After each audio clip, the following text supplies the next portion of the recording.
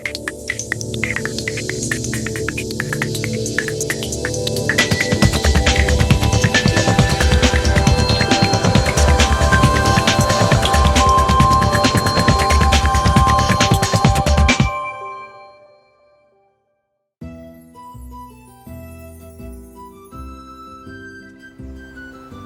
and welcome to Holiday Travel Watch. My name is Frank Brehening. In this vidcast we're going to be looking at your rights as an air passenger or indeed package holiday maker where your flight has been cancelled under EU Directive 261/2004. We're going to be looking at what your rights are to compensation or indeed assistance under Articles 7, 8 and 9, and I'm going to finish off by talking about some additional rights that are contained within the cancellation rights.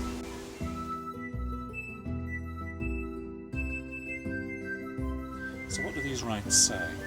Well, quite simply, if you are in this situation where this right is attracted, you should be provided with reimbursement within 7 days, either with the full cost of the flight ticket or for that part to which it applies. And when relevant, you should be provided with onward transport at the earliest opportunity. The other alternative is to provide you with rerouting, and again that should be done at the earliest opportunity. And certainly it should be provided, I think the correct expression is on comparable transport. So therefore it's not a case with some package holiday makers where they've been told, for example, they've had to wait for the flight the following week. It is about being provided at the earliest opportunity with comparable transport. It's important to remember that those rights do apply to package holiday makers as well, except for the part of reimbursement, say for example where that's already covered under the Package Travel Directive, or perhaps even, I would suggest, in your own particular contract. If you have been given these rights, and say for example you are sent to another airport, not your original choice, then the airline must also provide you with transport to your destination from that second airport that they intend to send you to.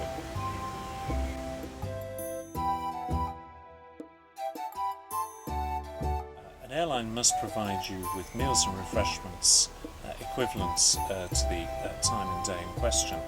I will say there are some holiday makers who are reporting, for example, that they've been offered something in the region of £5 as a voucher. We all know that the cost of meals and refreshments are much more within airport confines. This unfortunately has not been challenged yet before the courts, but again I think it's going to be one of those issues certainly for the future. If however the problem involves going into the next day, the airline is obliged to provide you with hotel accommodation and certainly transport to and from that hotel as well. You are also entitled to 2 free telephone calls, telexes, emails and faxes, and the needs of those with reduced mobility or anyone accompanying them, or indeed unaccompanied children, must also be given special consideration.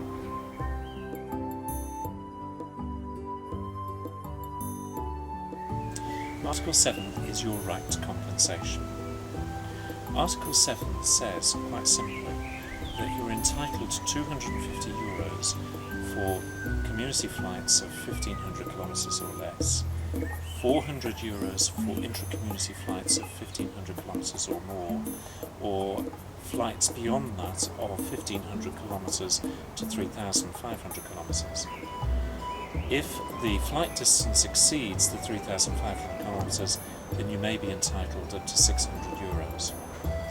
Where you're entitled to additional rights under Article 8, which is, for example, rerouting, they will have consideration to the times of the delay, and they could reduce the compensation by up to 50%.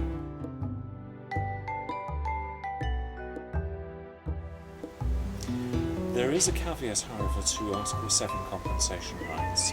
For example, if you have been advised more than 2 weeks before your scheduled flight departure the flight is cancelled, you won't be compensated. There are 2 other exceptions as well. The first is if you have been told of your flight cancellation more than 2 weeks and certainly no less than 7 days before departure, and you have been offered rerouting, provided you depart no more than 2 hours and arrive no more than 4 hours at your destination, you won't be offered compensation.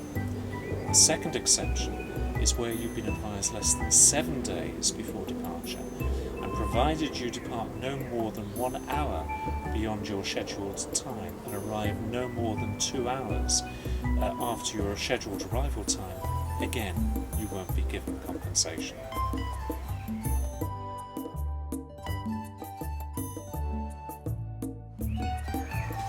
Finally, what you should remember is this, that where a flight cancellation is made, it is the duty of the airline to inform you what other alternative arrangements can be made.